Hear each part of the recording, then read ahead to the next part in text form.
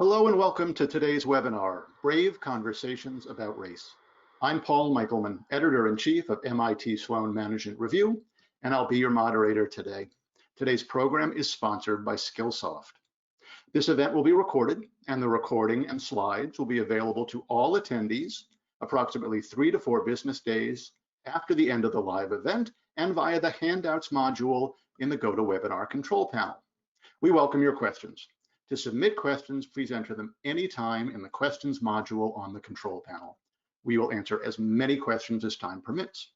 If you encounter audio or other difficulties during today's program, please follow the instructions in the questions module. Our speakers today are Enrica N and Derek Avery.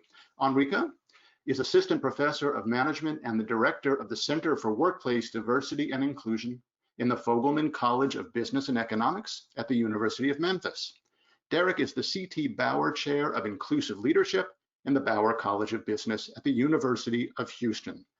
Enrica and Derek, over to you. Thank you, Paul, and thank you for that warm welcome and having us today. Derek and I are encouraged by the interest and activity that we've seen from organizations really starting to take steps to bolster the steps that they're already taking to address and reduce racism and increase inclusion for Black employees as well as other racial minorities. Over the past couple of months, we've had a number of conversations with people at different organizations, and one thing has come through over and over, and that is many people don't really know how to talk about race or racism at work, particularly in a way that's needed right now.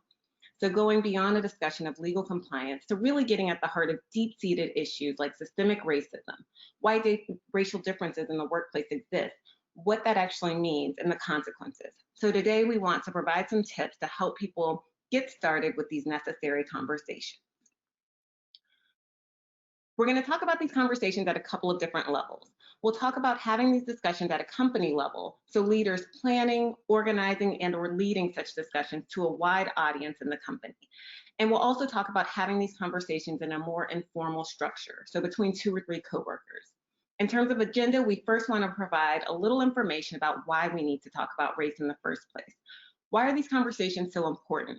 And why are they often difficult when we're having conversations with people of a different race? For the purposes of this talk, we'll focus primarily on interactions between Black and white people, although most of this discussion does generalize across other cross-race interactions.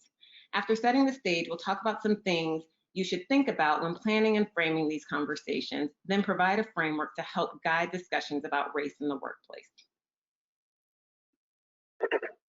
Prior to talking about how to talk about race, it's probably a good idea to provide some context on how much we actually talk about it. To do so, we examine some statistics about conversations with family, friends, and in the workplace. First, we see that most parents rarely, if ever, talk to their kids about race, though there are some racial differences in this trend. Thank you, Sesame Street. Second, multiple recent polls indicate that roughly half of Americans rarely talk to friends and family about race. Finally, though we couldn't find reliable statistics on the frequency of workplace conversations, it is telling that a recent Fortune article attributed this quote to a diversity executive. "Oh no, we don't talk about race. We are not comfortable with that conversation." It's the theory of, if you don't open your mouth, you're not going to put your foot in it. But that's not going to help us move forward if we are afraid to have these conversations. So how much do we talk about race? In a nationally representative sample of Americans, the Pew Research Center found that although the majority of both Black and white Americans believe that race relations are bad in the US, they disagree on how much attention should be paid to race-related issues. Specifically, half of all white people sampled said that we're paying too much attention to race, compared to only 12% of Black respondents. Meanwhile, the majority of Black Americans don't think we talk about race enough. So why is it important to talk about race? In organizations, we talk about diversity and inclusion much more than we did a decade ago. So why do we need to focus in on race? One reason is because not talking about race has brought us to the point in society where we've reached a precipice in time. As the killings of George Floyd, Breonna Taylor, and Rayshard Brooks by the police, coupled with discrepant and damaging effects of COVID-19 on Black and Hispanic communities laid bare earlier this summer, the disparities between racial groups are rampant. And it's not just in law enforcement and health, but we also see racial disparities in inequality in unemployment rates, income, wealth, real estate, schooling, and workplace advancement. We also need to talk about race because cultural incompetence is costly. It's costly to individuals who are targets of discrimination and bias and often suffer the consequences by missing out on opportunities by being excluded. It's also costly to organizations who lose out on talent, efficiency, and effectiveness when cultural fumbles are made, or may make poor choices due to cultural incompetence, such as the decision by Burberry to make a hoodie with a noose around the neck last year, or H&M running an ad with a young Black boy in a hoodie reading, "Cutest monkey in the jungle," which brings up racial stereotypes and tropes associating Black individuals to monkeys and apes. Imagine how such missteps could have been avoided if there was a greater level of cultural competence and sensitivity when attending to such decisions. Finally, cultural incompetence is costly to society, who has held back an entire group of people for so long. Another reason these conversations are important are the opportunity costs associated with not having them. As noted scholar Catherine Phillips concluded in summarizing the literature on how diversity affects us, being around people who are different from us makes us more creative, more diligent, and harder working. I bet that most people don't know that. Evidence also clearly indicates that individuals are more effective at work when people recognize our important social identities, such as race for many people. At a societal level, there's an amazing movie called Something the Lord Made about the life of Dr. Vivian Thomas, a Black man raised in the Jim Crow South who was initially denied the opportunity to conduct medical research despite clear evidence of his skill. Thomas ultimately ended up helping to pioneer several cardiac surgical innovations at Johns Hopkins University. How many more people would have died prematurely if he had continued to be shut out simply because he was Black? How many Vivian Thomases have we missed out on as many racial and ethnic minorities have continued to be denied equal employment opportunity? This brings us to why it is that we believe interracial conversations to be brave. The first reason is that despite popular images to the contrary, we live in relative racial isolation. Our neighborhoods are segregated. This heat map from a recent Washington Post article shows racial and ethnic concentration across the United States. Note how our minority population is highly concentrated in certain geographical areas. As their work goes on to show, our cities, even the most racial and ethnically diverse ones like Houston, where I work, look strikingly similar. Economist Richard Rothstein's book, The Color of Law, A Forgotten History of How Our Government Segregated America, describes how roughly 100 years of federal legislation have produced lasting residential segregation. Our schools are also segregated. Despite the landmark decision in Brown versus the Topeka Board of Education declaring separate but unequal schooling unconstitutional, school racial integration peaked in the U.S. in 1988, has declined steadily ever since, and is at its lowest level since the 1960s. Sociological research also documents extensive racial segregation in workplaces and people's social networks. So we really don't have many opportunities for significant interracial contact. All this segregation leads to this question. When is the last time you realized that you were great at something you never practiced? Yes, these conversations require bravery. In addition to racial segregation that sometimes feels hidden in plain sight, these conversations are also challenging because the stakes are high. For majority group members, more often white individuals in this case, they don't want to run the risk of saying the wrong thing and being labeled as racist when they make a mistake, say something politically incorrect or ignorant, or are interpreted incorrectly. Most people want to be viewed as egalitarian and fear being seen or labeled as prejudiced. Another factor that makes this difficult is that majority members often don't know where to begin in these conversations. As Derek said, if you've never practiced having real conversations about race and racism, how would you know what to talk about that's actually helpful? And then finally, for Black individuals and other racial minorities, these conversations are challenging because we don't want to be the targets of racism. Some of us don't want to be labeled as complainers. We also don't want to have to speak for the entire community of Black folks or educate every curious white person who has not taken any time to educate themselves. So the balance here can be very delicate. So why are these conversations brave? Merriam-Webster Dictionary defines brave as having or showing mental or moral strength to face danger, fear, or difficulty. We recognize these conversations are often difficult and can induce fear for some. Indeed, a recent survey by the Society of Human Resource Management found that almost 40% of workers, both Black and white, don't feel comfortable talking about race at work. Therefore, these conversations take bravery for differing reasons for various stakeholders. As such, the BRAVE framework provides an acronym that's easy to remember, but also serves as a reminder of the stakes involved and the courage needed by all parties to have true, honest, and necessary conversations. So I've had a number of executives reach out to me in the past couple of months, and they've asked really the same question. How do we plan for conversations about race that we've never had before? Well, good question. First, it begins with an honest assessment of where things stand within your organization. How well do your employees know each other? Do they like one another? Would they classify one another as friends? Deeper existing relationships can prove helpful in providing a foundation for conversations on race if these relationships actually span racial boundaries. You also must consider the past and present state of race relations at your firm. If there's an extensive history of progressive policies and support for diversity, you're probably further along the readiness continuum than a company with outdated policies and a history of discrimination. Ultimately, your initiative should match your readiness level, not exceed it. Second, you must determine what it is that you're attempting to accomplish. Sure, you want your employees to learn something about race and each other, but how much? Are you looking to simply break the ice, truly establish deeper level understanding, or something somewhere in between? An icebreaker is useless if your folks are already familiar with one another. Worse yet, a deep dive is completely inappropriate if there's no baseline familiarity or rapport. Third, we must consider who will be present and involved in these conversations. Will they be voluntary or mandatory? Will they be constructed strategically or organically? If it is the former and they're strategic, how do we separate those who need more time in the shallow end from those who are ready to swim in open water? Fourth, how do we keep these conversations from going off the rails? Providing structure, such as focused discussion questions, can be helpful in reducing anxiety about these interactions. So too can bringing in experienced facilitators who are skilled at throwing folks a lifeline when the going gets tough.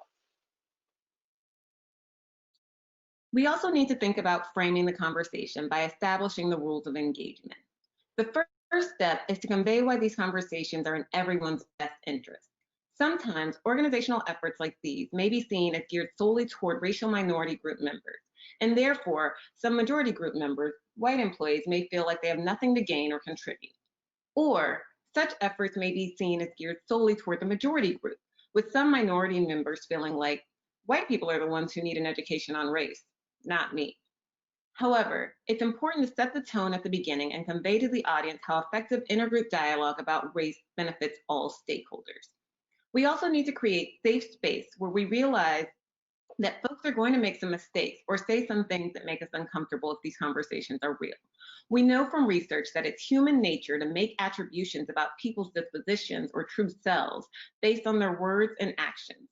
So if Paul messes up and says something that I view as ignorant, it could be easy to say to oneself, see, I knew he was racist. However, ask audience members to refrain from this default and instead allow for the idea that these conversations are difficult for everyone. People are going to make mistakes or say things we fundamentally disagree with. But let's give others the benefit of the doubt in many cases, knowing that stumbling is a necessary part of learning and growing. One way to help with the benefit of the doubt is to ask people to pause before they respond. This allows for an opportunity to reflect on what was said and take some time to assess the situation. Pausing is also an active listening technique. If you're facilitating this conversation, we encourage you to teach and rehearse active listening techniques. So practice asking a question and asking people to wait 30 seconds before beginning to respond. Also, invite people to ask you to clarify things you or others have said before they respond, as clarification, another active listening technique, can help get to the root of what someone meant when they said something that we viewed as inappropriate. Provide ground rules. What's acceptable and what's not?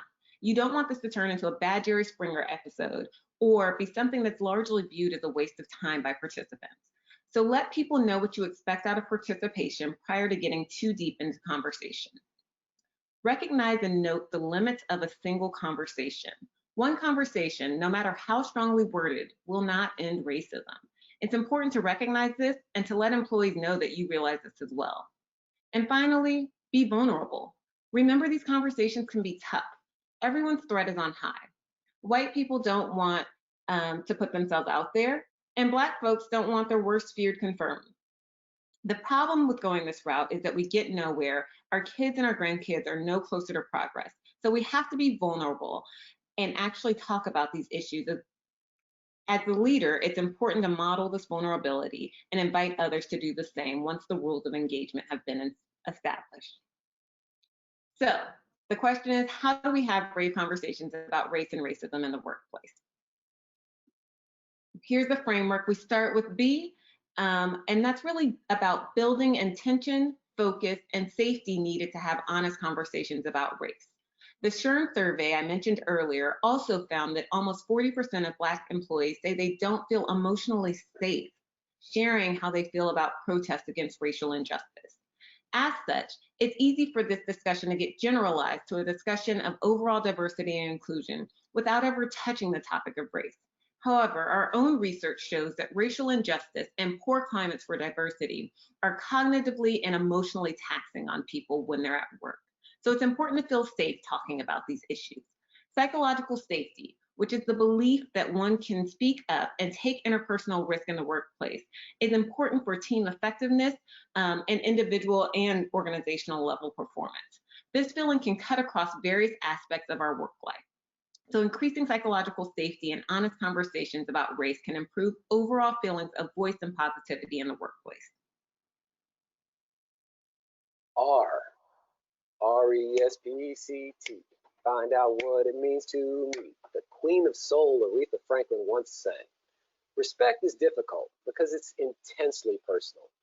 That means we must take the time to learn from each other what is respectful to them and do our best to treat them in a manner that they want to be treated, which may be different than our own definition of respect. However, and this is the rub, we must be able to disagree within the confines of what we consider respectfulness. Sometimes we're so intent on not offending one another that we restrict our conversations to the discussion of entirely superficial topics. It is certainly acceptable to begin by establishing surface level commonalities across racial lines.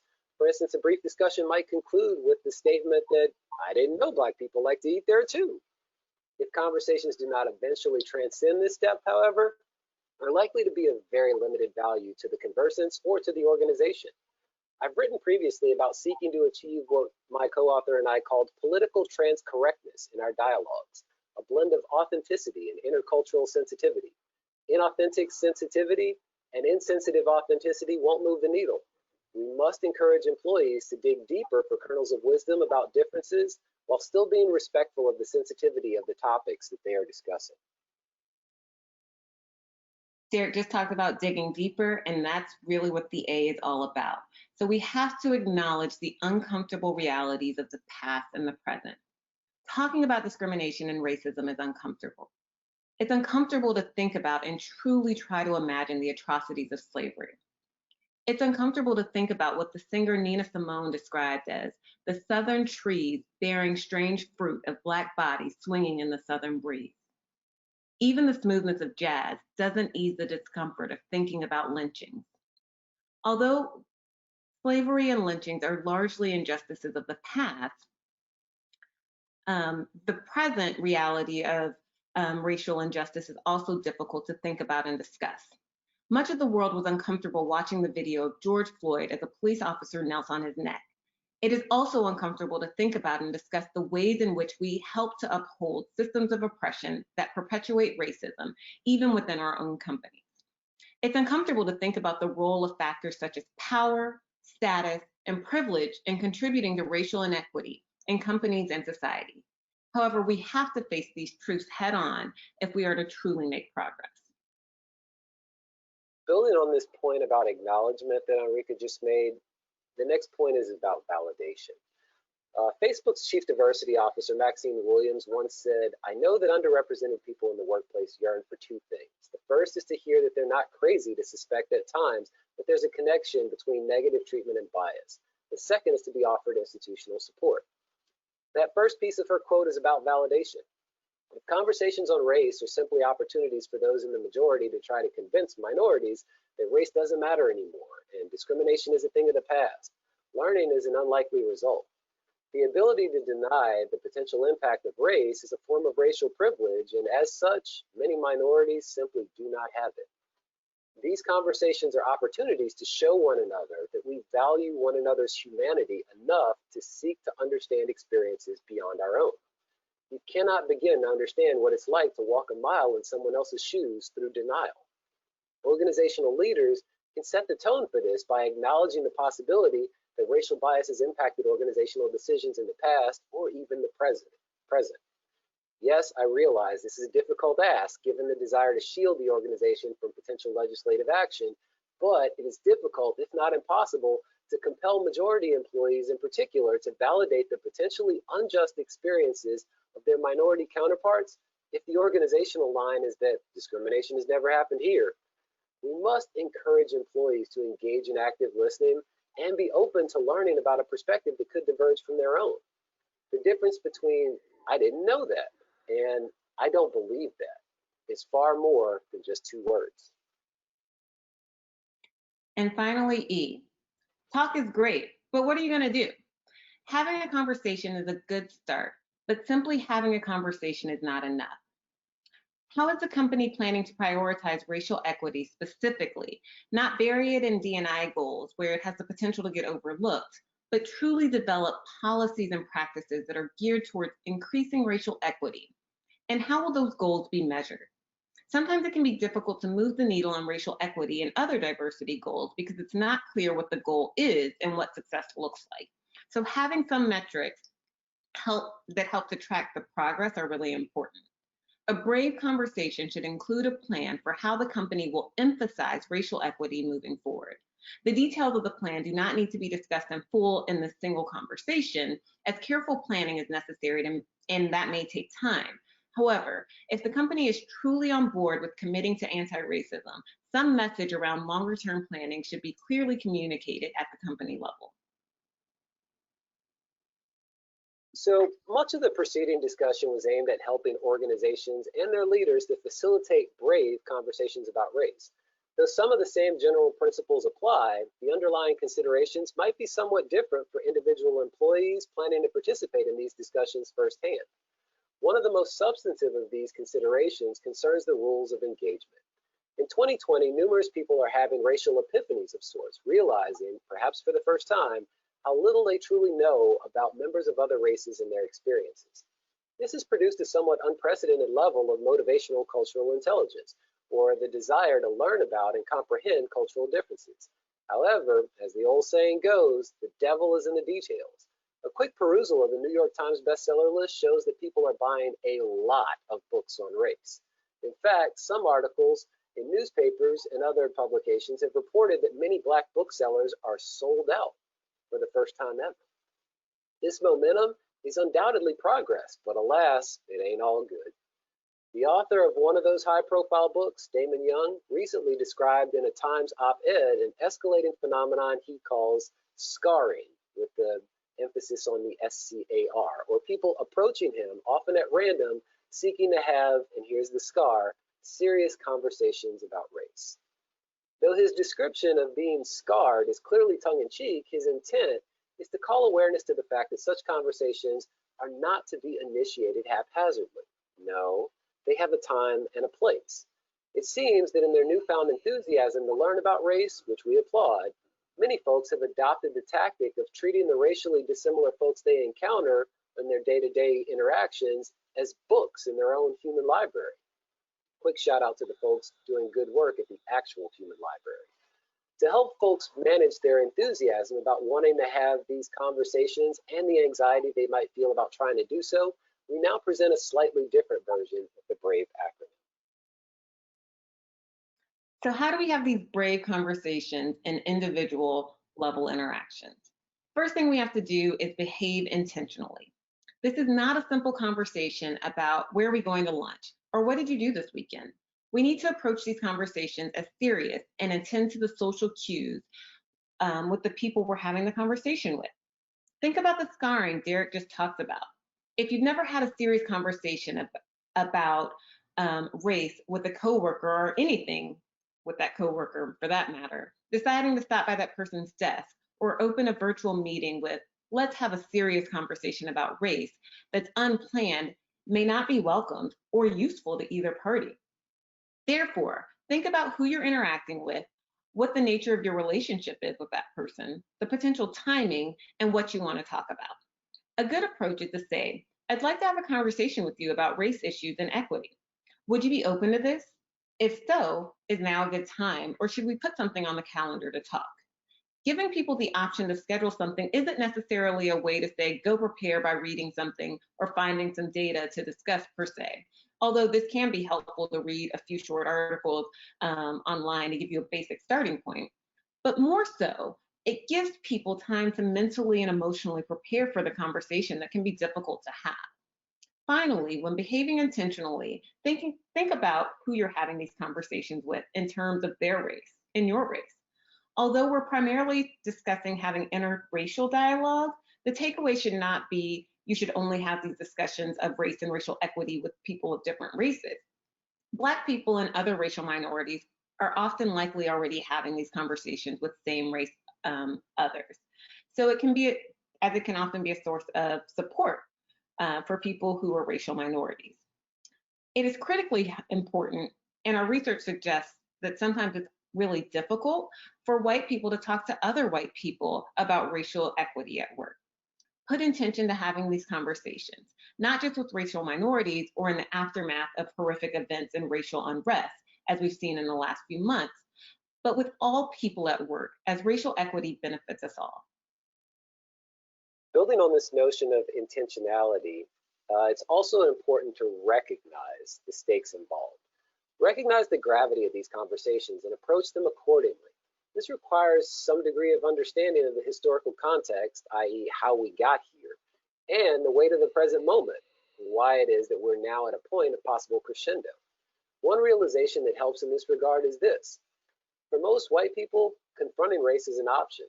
Quite frankly, the status quo provides you the freedom to acknowledge it or not, knowing that you'll likely be fine either way you decide to proceed. For Black people, there's a seemingly endless flow of reminders that we're Black, from the cradle to the grave, as if we might somehow otherwise forget. In my experience, most white people are quite surprised to learn how much intent and effort minorities invest in making them uncomfortable, or at a minimum, avoiding making them uncomfortable.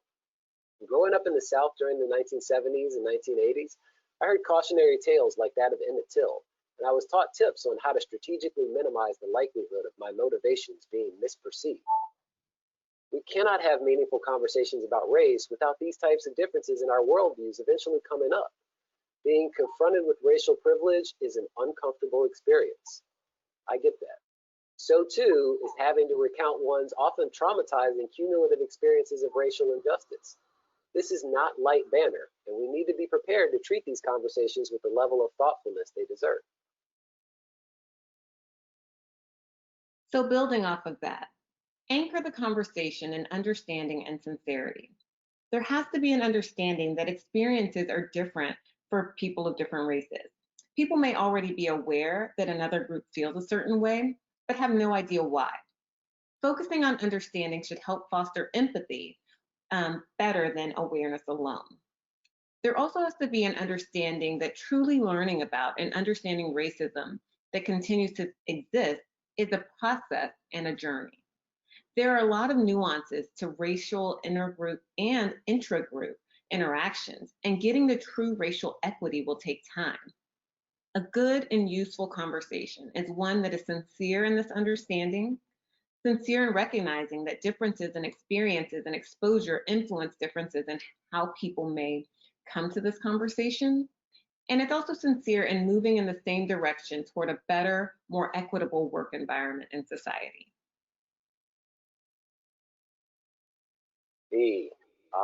Vulnerability. You can learn a lot from listening to others, a whole lot. That said, it's important to remember that no one can learn from you if all you do is listen. Juxtapose that with the fact that no one wants to be seen as ignorant. Even folks on the extreme end of the racism spectrum often go out of their way to make the case that they aren't racist. Research shows, however, that conversations often betray who we really are in spite of our best efforts to hide our views from others and from ourselves. A recent Forbes article put it this way: one of the big problems with a lack of confidence when speaking to this very real, very important challenge is that if you have a fear of discussing diversity in an honest and meaningful way, your employees will know it.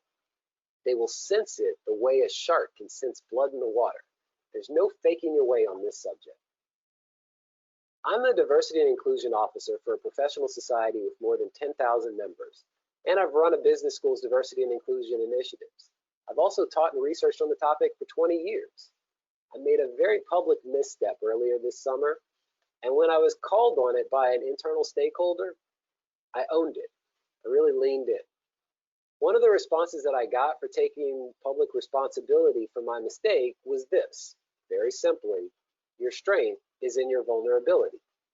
That's a really powerful lesson because all too often, we tend to equate vulnerability with weakness. That's bad math, and it makes for bad conversations. That was so good. Thank you for sharing, Derek. Finally, E is for empathy, and empathy is key. So research shows that putting ourselves in another person's shoes and trying to understand their feelings or problems can help to reduce negative attitudes such as prejudice toward a group.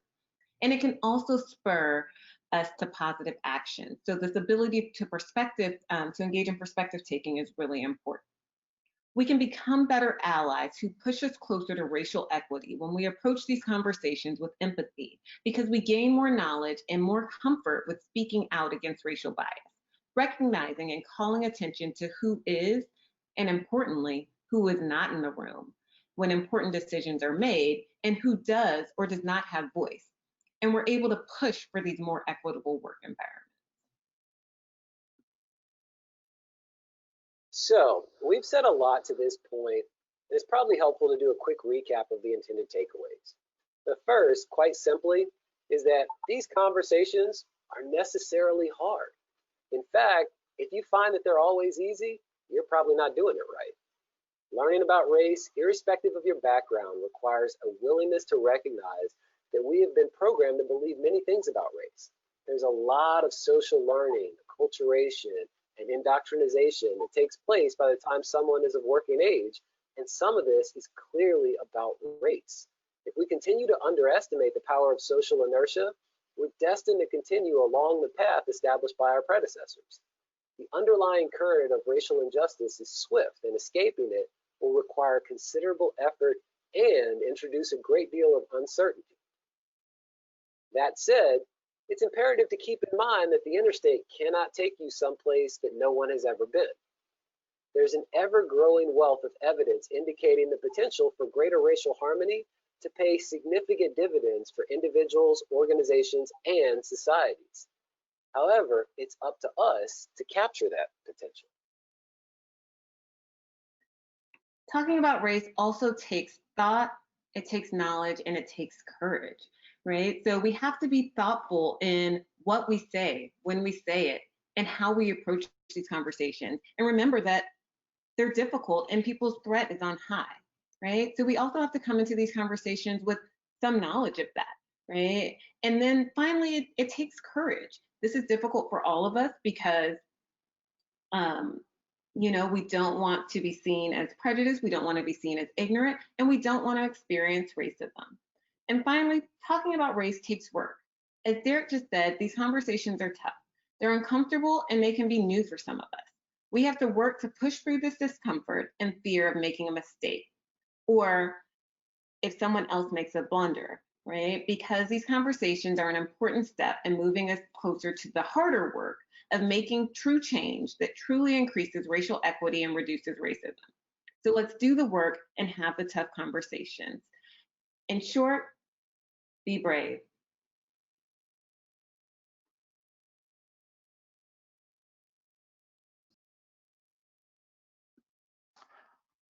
Thank you, Enrica. Thank you, Derek. That was a terrific presentation. I'm going to give you both a second to pull up your video cameras, and we can move into the Q&A. And a reminder to our audience that you can submit your questions by entering them anytime in the questions module. Okay, here we all are. We've got quite a few questions coming in, so let's dig in. There's a theme across a number of audience questions, and that's about addressing racism as an American issue versus a global issue. And so many of us has been framing the current conversation as an American issue, and there's no doubt that America has a long, specific, and shameful history with institutional racism. From the perspective of an American organization with a global presence, is it most effective, or is it the right approach for this moment to focus on America?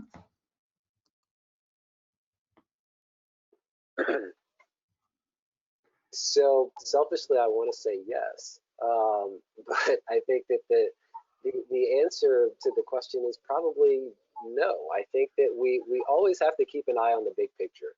And in having conversations with executives, I often tell them to apply the same lens that they apply to other business principles when they're thinking about the principle of diversity. So I think that in the short term, certainly it is important to take an American-centric focus. But you can't lose sight of the bigger picture that there are a number of issues involving, inequities and, us needing to be more inclusive that will require a long-term focus. And we don't want to take our eye off the ball with those particular issues while we're addressing this one that is most pressing in the short term. Absolutely, I agree. Thank you. Who has the right, and I'll put that word in quotes, to convene a brave conversation for an organization? Yeah, I think that's such a good question. And I would say that we all have the right and we all have the responsibility to convene a brave conversation, right? So the onus shouldn't just be on people who are targets of discrimination, nor should it just be on people who are in the majority group, right? We really all have to approach these things. And I will say that, and we spoke about this on the front end, is I do think that leaders, organizational leaders, have a big responsibility to really approach these conversations and start these conversations up for organizations and for companies. If we're really going to move the needle on diversity and inclusion and anti-racism, then the leaders have to take that first step. But it's incumbent on us all to have these conversations and to start these conversations. Full cosign. Thank you. What happens when leadership in an organization isn't taking leadership on having conversations about race? Can you overcome that? You want this one, or you want me to jump in? Go ahead. I'll jump in. No, I think that the answer is yes. I mean, there's a long history of us overcoming that. But it's taken the long circuitous route as opposed to taking the direct path. To the extent that these initiatives have to be bottom up, and people have to build a groundswell of support. I mean, I think about Malcolm Gladwell's work with the tipping point, right? We start, we crescendo, we build momentum, and then eventually we get to a point where people can no longer ignore them because there is a sufficient critical mass where they are issues that have to move to the forefront. I think in some respects, we're seeing that at a societal level where we've long known that these issues are issues that needed to be dealt with, but we just didn't have enough people's full attention for there to be that critical mass in order to precipitate a tipping point. Yeah, absolutely. I think for some people, it's a different kind of brave act, right? But it's a brave act just to raise your hand and say, we need to have this conversation. If you're not accustomed to, if you're not in a leadership role. Sorry, go ahead. No, I was going to say absolutely. And one of the metaphors that we often use in psychology is this idea that really molehills can become mountains, right? So taking those small steps, and if we all do a little bit, that can really grow us to this big, as Derek was just talking about, groundswell. And so I think the best approach is really a two-prong approach, right? So having that bottom-up movement, but also having that top-down approach. So we definitely want leadership involved, but in their absence or in their presence, we also want the people involved. Thank you. So we're experiencing this moment, and we hope it's not a moment, right? We are experiencing this change at a time when we're separated from one another, and we're already challenged to effectively communicate as we are now. So this is a meta question, right? But I think we've seen this from a number of people in the audience, and that they're looking for guidance on how to initiate what feels like should be kind of formal conversations. And certainly part of your description suggested that at the organizational level, right, that there is a structure and a process that you want to apply. How do we do that over Zoom? Well, in some respects, Zoom can actually make it easier because it gives us infrastructure that we otherwise might not have. It makes it easier to moderate conversations. It makes it easier to integrate experts. It makes it easier to have structure in terms of how long these conversations will last, and who the conversations are going to be between, right? Because now I can have someone who's anywhere talking to someone else who is also anywhere. So I do think that there are advantages to this current environmental situation in which we find ourselves that we otherwise would not have if we were left to our own devices in a face-to-face environment. Absolutely. But with that being said, I think that, and I touched on this a little bit, you can still have these more informal conversations. So we're doing tons of Zoom meetings and tons of additional emails. I think just asking people like, hey, do you have time at the end of the meeting that we have scheduled to talk about this, or at the beginning, or can we schedule a separate meeting, right, to discuss some issues that I'm really interested in talking about. A number of people have been scheduling these Zoom sort of happy hours with coworkers. Thank you. The questions that are coming in kind of range from big picture, kind of social and political, to very practical, and I'm going to try to kind of move back and forth. Here's a very practical one. Do you have any suggestions for an opening statement, really the first time you're going to engage, to begin the dialogue and engage with people in your organization about race? I think people are looking for kind of specific words, phrases.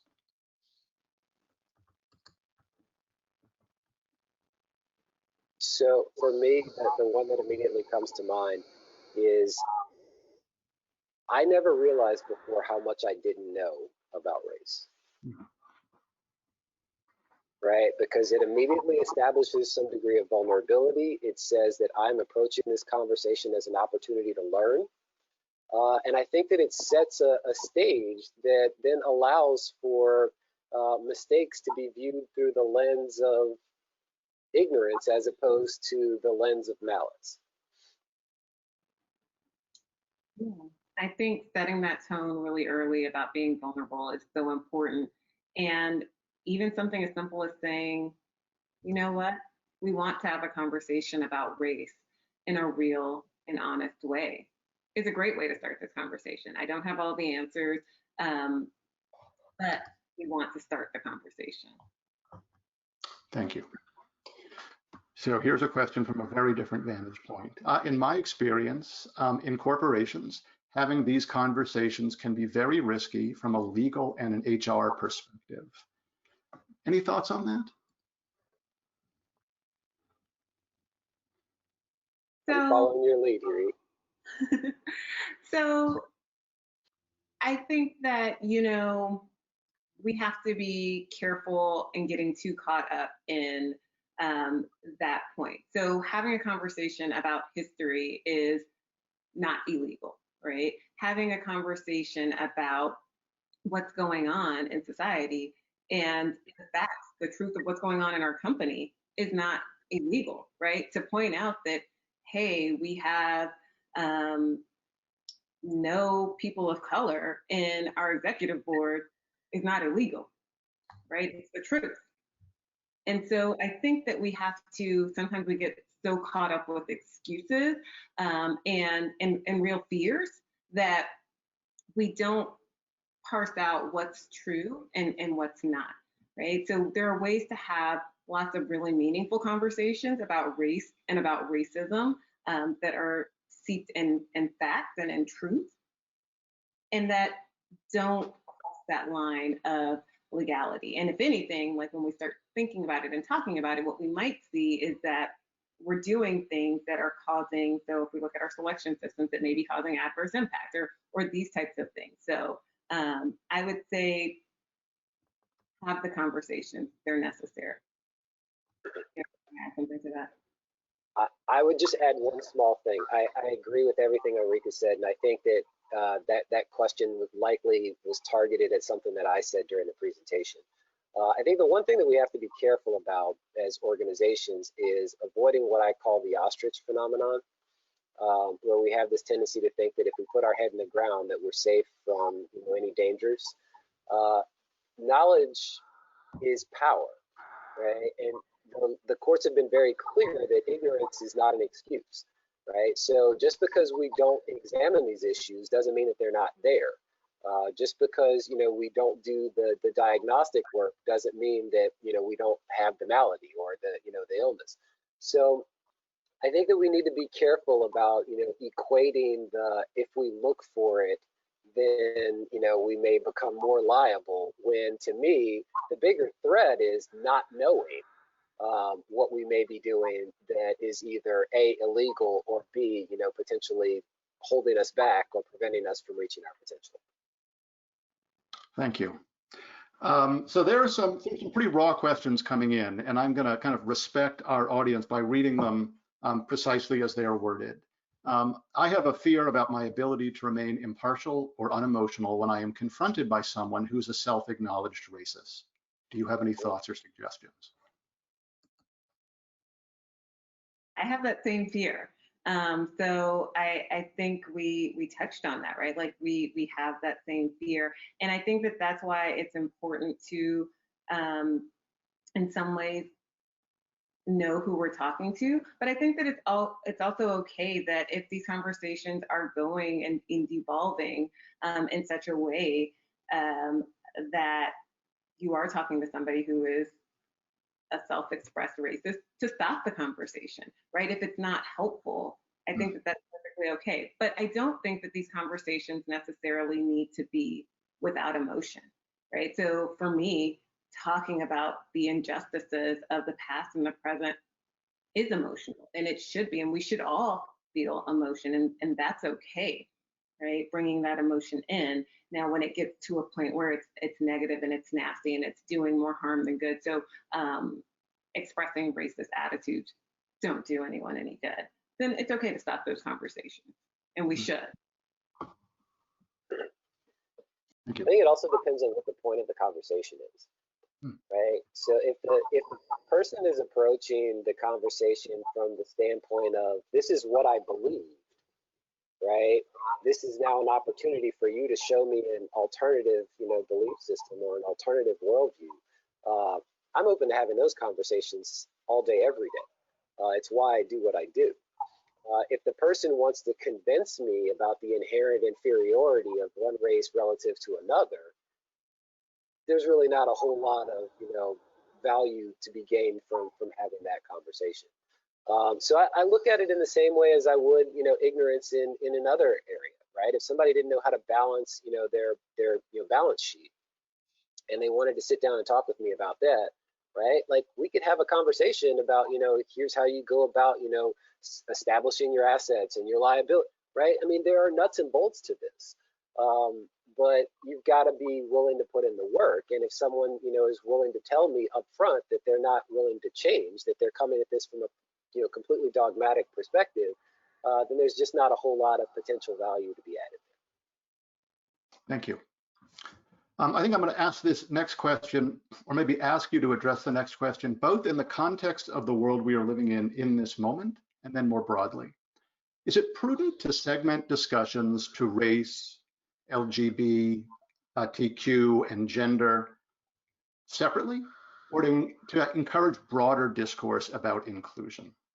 Enrica and I were just talking about that from the standpoint of teaching, right? Because we have to put together syllabi and we've got to organize how are we going to discuss these things. So I think that one of the things that I would advocate is, to the extent that there are commonalities between the experiences faced by these various groups, we should highlight those things as we're discussing them. So I like to focus on identifying the issues, and then looking for the common threads. So when I talk about discrimination, I mean, yes, there are unique aspects of the discriminatory experience and what it feels like to be ostracized, but there are a lot more commonalities to that experience. And as we talk about in-group, out-group, distinctions, and as we talk about social dominance, motives, and like there's a lot of commonality to that. So I like to focus on the commonalities before we then, move on to talking about the individual aspects.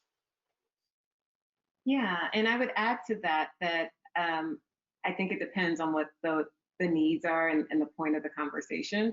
So I think that it is sometimes very appropriate and very necessary to focus on specific groups if that's where we have a need, right? So if we have a very specific need to focus on race and racial issues, then we should talk about that and talk about that head on. If it's LGBTQ issues, we should talk about that and talk about that head on. But as Derek said, there are also lots of similarities that we should think about. And it's also important to remember that social identity doesn't exist in a vacuum, right? So it's not just there are gender issues and then there are race issues and there are LGBT issues, right? There are women who are racial minorities who belong to the LGBT community. So this intersectionality is really important, and we need to focus on those issues as well, and we often don't because we think about social identity as a very siloed aspect. So I think that it's really important for us to focus on the needs of group members in the company, right? So we have to be really careful that we don't get to a point, and I think that we have gotten to this point in a lot of companies where we just sort of talk about diversity and inclusion for everyone, and we're not really helping anyone because we're not focusing in on what the actual specific issues and problems are. We're just saying we want everyone to feel like they belong, when there are lots of people who already feel like they belong, and there's a specific group of people, and maybe it's racial minorities, who don't feel like they belong. So that's who we need to be addressing, right? So it's kind of this idea of, in some ways, the Black Lives Matter versus All Lives Matter argument. So I think that it really just depends on what the organization needs, and we need a little bit of both. We've talked about brave conversations at the organizational level. We've talked about them a little bit at the individual level. What about at the intra-organizational level? We live in a world of ecosystems today where we interact and rely on people from many different organizations in order to compete or just do business.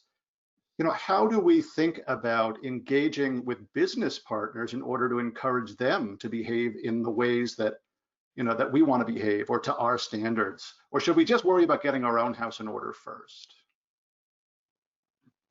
Well, for me, I think the key word that you said there is first, right? Because I don't think that it is an either or. I think it's an and. I think that the research has been pretty clear about the impact that we can have as external stakeholders on the emphasis placed on diversity in other organizations. So Damon Phillips has done some great work showing that law firms didn't promote enough women until their clients started to say, hey, where are all the women partners? And then all of a sudden we saw this dramatic change. So I do think that we can be a part of the accountability network for the other organizations that we partner with or potentially partner with or that we patronize. So I don't think it's just organization to organization. It can also be, as a society or as, prospective customers and clientele. Enrica, you want to jump in? Yeah, I mean, I think that's really great. I co-sign. We've had a few questions around, when is it better to hire an external facilitator for these conversations versus trying to have them just with the people that you work with every day? you touched on this a little bit, but if we're not sure what the right approach is, how do we think about it? Go ahead, Derek. We just had this conversation. I think it's a delicate balancing act. So on the one hand, if you recognize a need as an organizational, as a practitioner within an organization, and you look around and you see we're deficient in that talent, then you need to go out and outsource that, right? But I think that you have to be careful in the signals that you send when you do that. Because if we rely exclusively on external folks to come in and deal with those issues, and then we think that we can check the box and no longer have to deal with those issues ourselves, then what we're suggesting is that this is not a strategic part, this is not a strategic priority, right? This is not a part of the way in which we do business. And when we have a problem, we go see the doctor, and then outside of that, we go back to life as usual. So I think that there's a delicate balance of recognizing the need for external advice. But I think that one of the things that you should do when you recognize that need is also try and build internal capacity, right? So can we develop some competency in-house that allows us to now handle these issues as they, re-arise on our own, as opposed to always having to go outside? Yeah, I think it depends on what the goal is, right? And what you're trying to achieve and accomplish. So I think that, we have to be very careful, because there are people who have expertise in doing the work in diversity and inclusion. And if you're trying to really develop a solid infrastructure around diversity and inclusion, then it's good to bring in people who actually know how to do that, right? And have to help you get on your feet with doing that. Or if you're trying to facilitate a conversation, it can be helpful to bring somebody in, particularly if you have to think about what the climate of your organization is, right? So if people already don't feel safe having discussions that are considered sensitive within the organization, it may be helpful to bring somebody else in to have that conversation.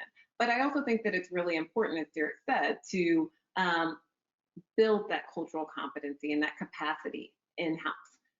So it can't just be like, oh, we're off the hook because we know nothing about diversity and we don't care to learn about it. So really building that so that we're not doing more harm than good by saying things that we don't really know about, but that we show that we're really making a commitment to this. And that could be also bringing people external and hiring them internal, right? So if you don't have a chief diversity officer, if you don't have a team of people helping those people, look into getting that if your organization can afford that. So building that type of capacity and capability aligns with something you mentioned during the presentation. That is the importance of having, a long-term plan, and a long-term plan that is understood in the organization. But organizational long-term plans, even those proclaimed to be important, have a way of shifting over time. And I'm wondering, I'd like to explore your thinking. We only have a couple of minutes left on what else organizations should be doing to ensure that these conversations don't cede into the background when external pressures recede. There's a long history of organizations reacting to something in the moment and maybe not sticking to their guns over the long term. I'm wondering in particular about the role of public pronouncements as a way for organizational leaders to hold themselves accountable. So any thoughts about that? Yeah, so I don't know that public pronouncements in and of themselves necessarily hold companies accountable. So we see lots of public claims that organizations don't do anything with. I think the more important thing is really building this into our strategic plan and our strategic goals, and figuring out what do we want to do, what are our key objectives, and how are we measuring these things, right? So if it doesn't get measured, oftentimes we forget about it. And so what are we really trying to do, and how do we build that into our strategy, make it just as important as other aspects of our business? So not just we're having these one-off conversations about race because the moment feels right, but how do we build this in? Where do we want to be on racial equity in 1 year, 5 years, 10 years down the road? And how do we really build that into our plan, and how do we check the progress of that? Derek, do you want to add anything to that? I know we're coming close on time. I agree wholeheartedly. I just think we've got to build it into everything that we do. Anytime you have a conversation with a manager or an executive, you need to be able to ask them, what are you doing right now? that's moving us closer toward, this new reality of a more racially just organization.